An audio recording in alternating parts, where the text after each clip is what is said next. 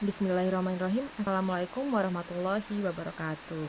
Selamat sore teman-teman, kembali lagi di channel Mathita Education, channel dimana kita bisa belajar bersama, terutama belajar mengenai soal-soal ASN P3K 2024. Dan di video kali ini kita masih membahas mengenai soal-soal manajerial. Terdapat 8 aspek kisi-kisi di soal manajerial.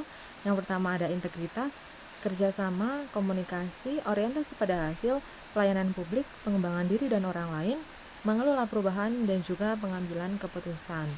Diharapkan teman-teman bisa memahami ke-8 aspek ini supaya teman-teman dimudahkan dalam menjawab soal atau menganalisis soal. Baik, kita langsung saja di soal yang pertama. Selain menjadi guru, Anda merupakan konten kreator yang membagikan tips mengenai media-media pembelajaran. Namun di instansi tempat Anda bekerja, ada satu orang yang mengkritik bahwa konten yang Anda buat kurang bagus. Kritikan tersebut pun tidak berdasar dan terkesan menjatuhkan Anda. Baik, di sini masalahnya adalah Anda merupakan guru sekaligus konten kreator dan Anda sering berbagi tips mengenai media pembelajaran. Namun rekan kerja Anda mengkritik bahwa konten yang Anda buat kurang bagus dan kritikannya pun tidak berdasar dan terkesan menjatuhkan Anda.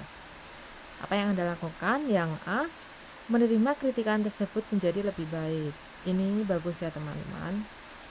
Namun kita coba lihat yang lainnya, mengklarifikasi kritikan tersebut dan menjelaskan manfaat konten Anda. Ini lebih bagus ya teman-teman. Karena kita di sini ada mengklarifikasi terlebih dahulu.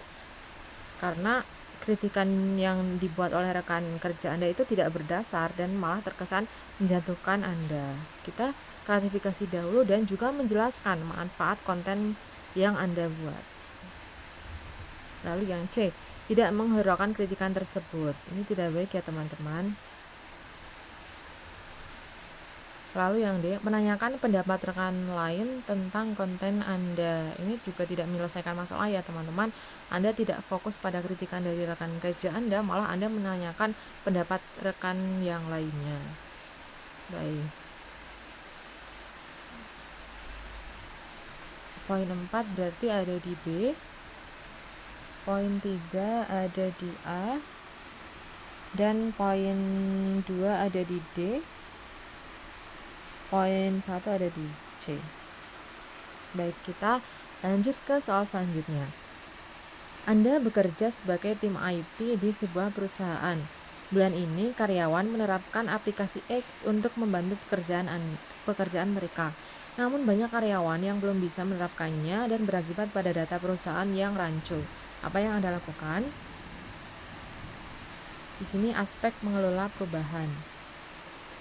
Anda bekerja sebagai tim IT dan bulan ini karyawan menerapkan aplikasi X untuk membantu pekerjaan mereka.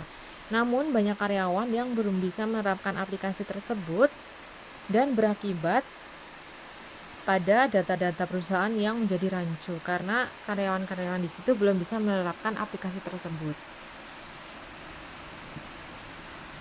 Yang A, mencari aplikasi lain yang dapat diterapkan.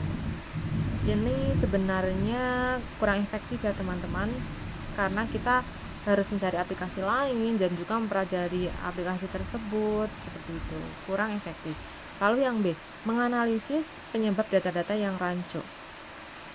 Ini juga kurang efektif ya teman-teman, karena di sini kita hanya menganalisis, padahal sudah jelas-jelas penyebab data yang rancu itu karena karyawan yang belum bisa menerapkan aplikasi tersebut. Lalu yang C, menyarankan pimpinan untuk kembali pada sistem kerja yang lama tanpa aplikasi. Ini juga kurang bagus ya teman-teman, karena di sini dengan kata lain kita tidak bisa berubah atau tidak bisa beradaptasi. Yang D, membuat sosialisasi dan pelatihan aplikasi pada karyawan. Ini juga bagus ya teman-teman, berarti Anda sebagai tim IT itu bertanggung jawab supaya semua karyawan bisa mengaplikasikannya. Dengan poin 4 ada di D, poin 3 ada di A, poin 2 ada di B, dan poin 1 ada di C. Sampai sini paham ya teman-teman? Lalu yang nomor 3, ini sepertinya gampang teman-teman. soal tentang integritas. Ketika Anda berjalan sore di depan kota, Anda melihat dua anak SMP yang merokok sembunyi-sembunyi.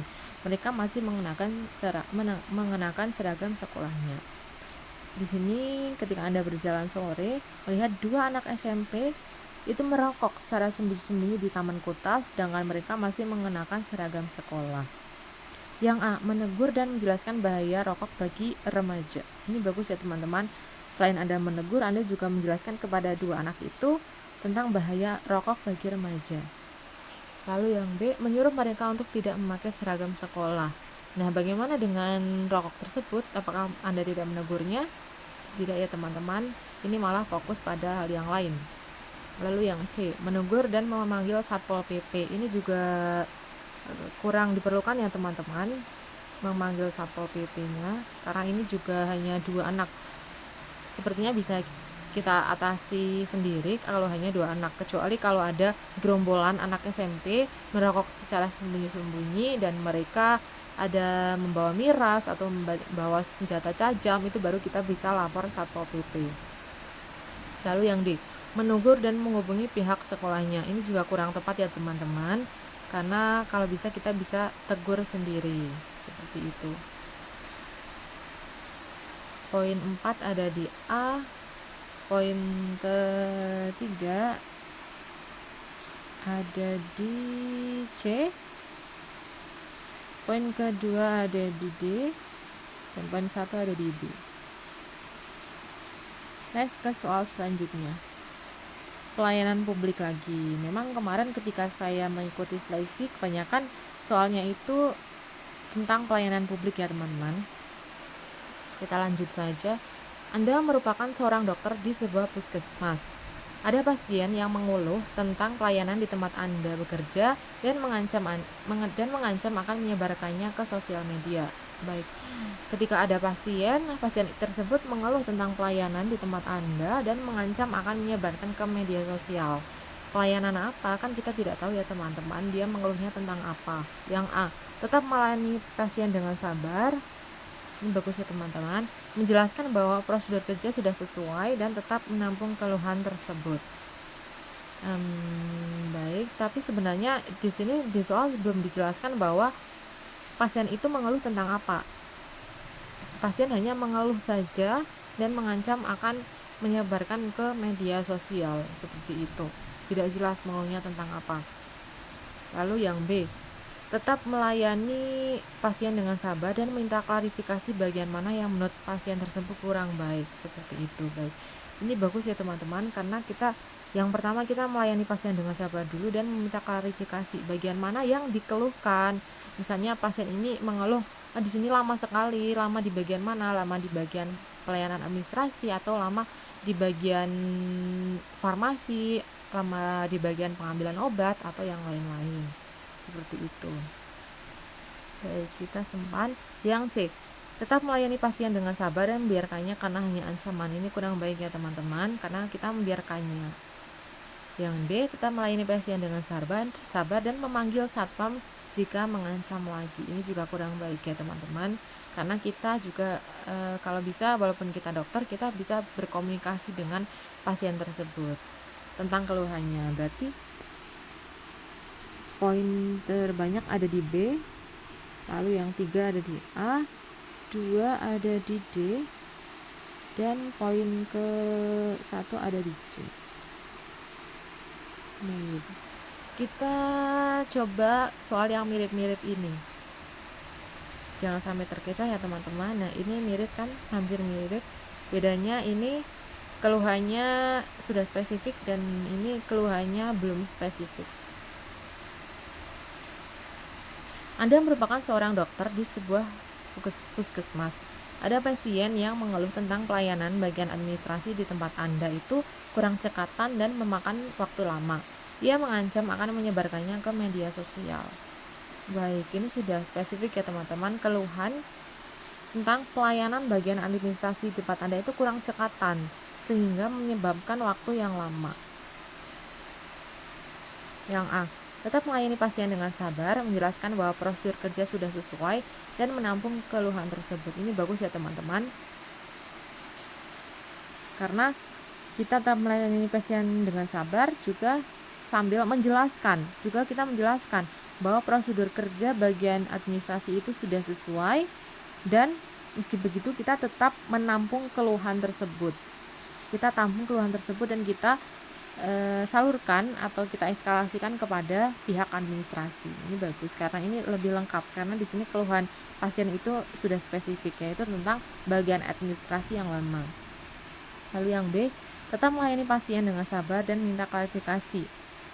Kita tidak perlu meminta klarifikasi ya teman-teman, karena di sini pasien sudah memberitahu bahwa di bagian administrasi yang kurang cekatan. Lalu yang C, tetap melayani pasien dengan sabar dan membiarkannya karena hanya ancaman. Ini juga kurang tepat. Yang D, tetap melayani pasien dengan sabar dan memanggil satpam jika mengancam lagi. Ini juga kurang tepat. Lalu nomor 5 ini poin tertingginya ada di A, 4, poin 3 ada di B, poin 2 ada di D, dan poin 1 ada di C. Nah, kira-kira begitu ya teman-teman. Walaupun video ini singkat, namun saya harap video ini bisa bermanfaat untuk teman-teman untuk persiapan seleksi ASN P3K. Sebelumnya terima kasih telah menonton video dari Mevit Education. Selamat berjuang dan jangan lupa like, comment, and subscribe. Terima kasih. Wassalamualaikum warahmatullahi wabarakatuh.